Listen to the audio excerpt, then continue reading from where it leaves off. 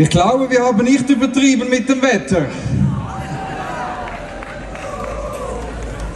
Wahre Friedensliebe und Freiheitsliebe, da kann das Wetter nichts anhaben. Ganz großes Kompliment.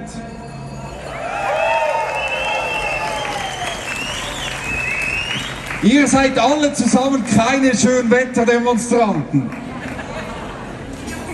Es ist eine ganz große Ehre für uns, hier heute im Herzen der Schweiz mit euch zu sein und eine historische Querfront von links bis rechts zu vereinen. Denn Friede kennt keine Parteifarben.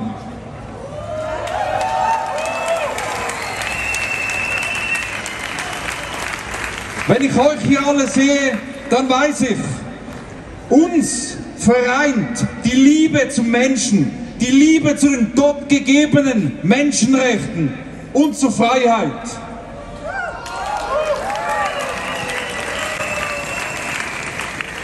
Deswegen ist es auch nur konsequent, dass wir hier alle zusammen, viele, die uns kennen, seit den letzten 2-3 Jahren auch weiterhin konsequent für den Menschen kämpfen.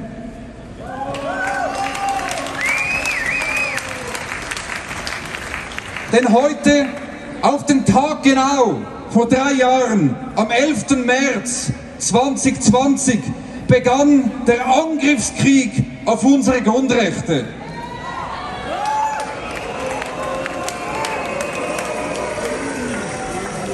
Und es ist eigentlich schon himmeltraurig, meine Damen und Herren, dass dieselben Parteien und Politiker, die in den letzten 3 Jahren die Würde des Menschen bombardierten, denen auch das Leben der Menschen in der Ukraine nichts wert ist, unsere Schweiz in einen Atomkrieg stürzen.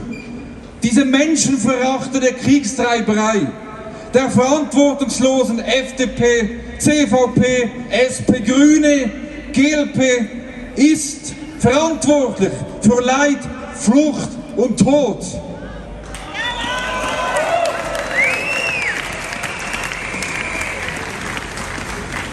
Jetzt will sogar die FDP, Sie müssen sich das mal vorstellen, mit der NATO in den Krieg ziehen. Das gibt es ja nicht.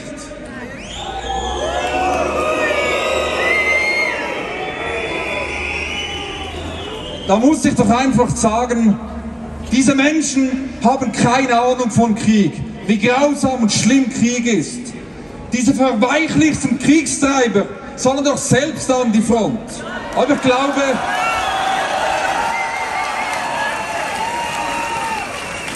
die würden es dort wohl keine Sekunde aushalten. Das Maß ist endgültig voll. Jetzt sind wir hier und sagen gemeinsam Stopp, keine Waffenlieferungen, keine Sanktionen gegen irgendwelche Nationen. Denn diese Sanktionen schaden nur dem einfachen Mann. Wir zeigen Herz für die Zivilbevölkerung, die nicht fliehen kann, die Frieden möchte.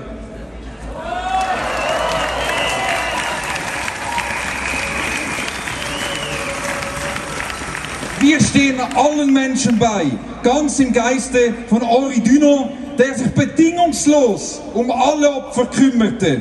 Wir sind hier für Deeskalation, Friedensverhandlungen und Waffenstillstand.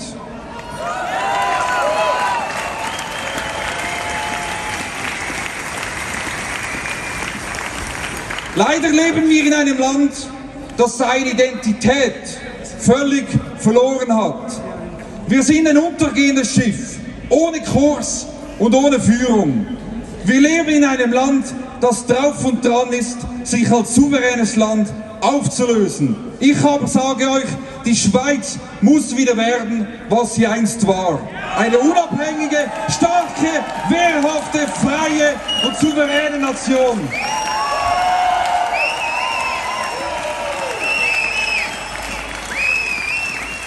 Nie wieder darf es passieren, dass äußere Mächte wie die EU, die UNO oder die WHO unser Volk spalten und Menschen gegeneinander aufhetzen.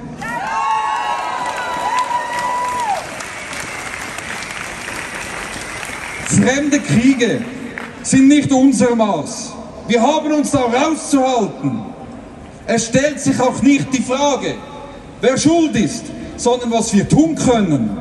Unsere Regierung hat einzig den Menschen hier in der Schweiz zu dienen.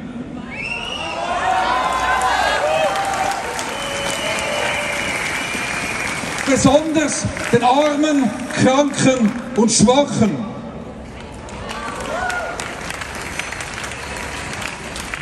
Es gilt, die Regierung hat einzig das Wohl des eigenen Landes im Sinn zu haben. Und wenn andere Staaten etwas von uns verlangen, dann muss die Schweiz antworten: Nein, danke.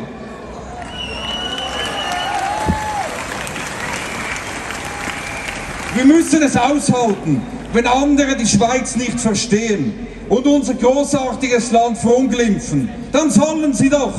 Von uns hat niemand irgendetwas zu fordern.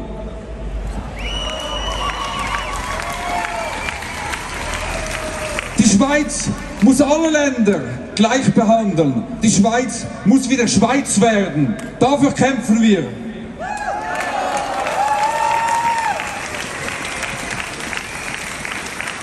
Denn Diffamierung, Hetze, wie in den letzten 3 Jahren, das überrascht und schmerzt uns nicht. Desinformation über uns durch die Medien, durch die Politiker, das beweist doch einzig und alleine, dass Frieden der einzige richtige Weg ist und dass die da drinnen uns immer noch fürchten.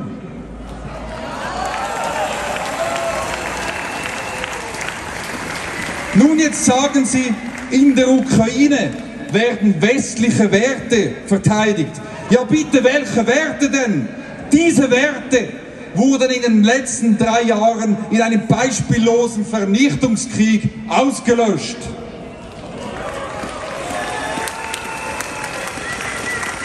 Und das haben wir weder vergessen noch vergeben. Viel zu lange haben sich unsere Politiker hinter dem Völkerrecht versteckt, getan, was das Ausland tut. Viel zu lange haben sie ignoriert, was in der Bundesverfassung steht. Und wenn das Völkerrecht halt Schweizer Recht widerspricht, ist es zu ignorieren, denn hier entscheiden wir.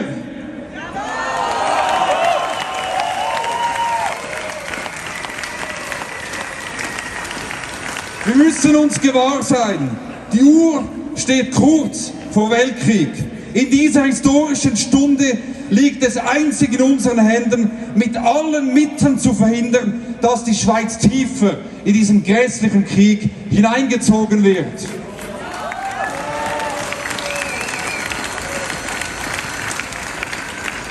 Denn wenn das so weitergeht, werden Schweizer Soldaten an der Front sterben. Und das wird es mit uns nicht geben.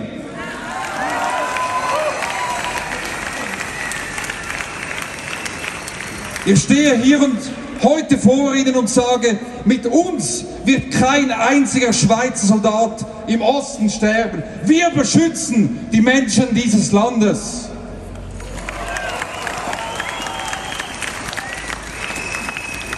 Es darf keine weitere Eskalation geben. Das Morden muss aufhören. Wir fordern hier und heute die Politik auf, sämtliche Sanktionen aufzuheben.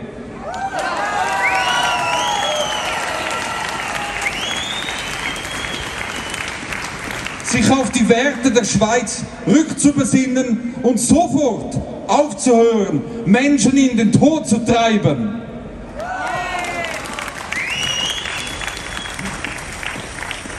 Ob wir es wahrhaben wollen oder nicht, die Schweiz ist seit einem Jahr im Krieg mit Russland. Und ich bin froh, stehen hier in Bern noch keine russischen Panzer. Denn mein Großvater, der floh 1956 vor russischen Panzern hier in die Schweiz. Und ich möchte nicht meine Familie verteidigen müssen, auf der Straße mit der Waffe in der Hand. Das darf nicht passieren.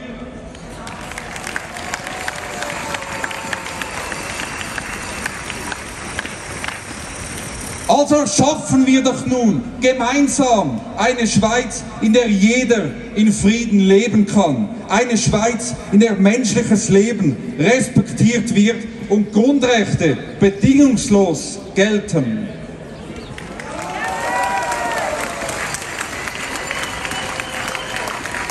Es sind die Medien, die Industrie, die Wirtschaft, die Profiteure, die Krieg wollen. Aber die Mehrheit in diesem Land, vor allem die Jungen, will Frieden. Die Jungen haben eine natürliche Immunität gegen diese Kriegstreiberei, gegen diese Lügen der Regierung, und da nützt auch jeder Propagandabooster nichts.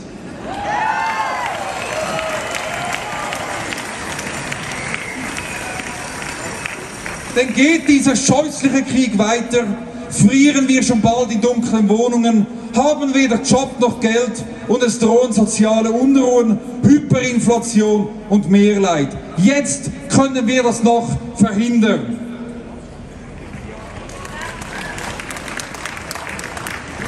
Und wenn dieser Krieg nicht sofort deeskaliert, sind wir wirklich bald die letzte Generation. Also kehren wir zurück zur stabilitätsschaffenden, immerwährenden, bewaffneten Neutralität.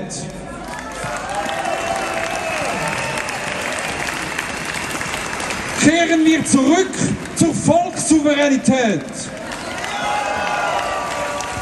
Dafür steht Maßvoll und dafür werden wir weiterkämpfen. Und wenn es sein muss, gehen wir auch da rein und garantieren selbst die Wiederherstellung unserer bürgerlichen Freiheiten.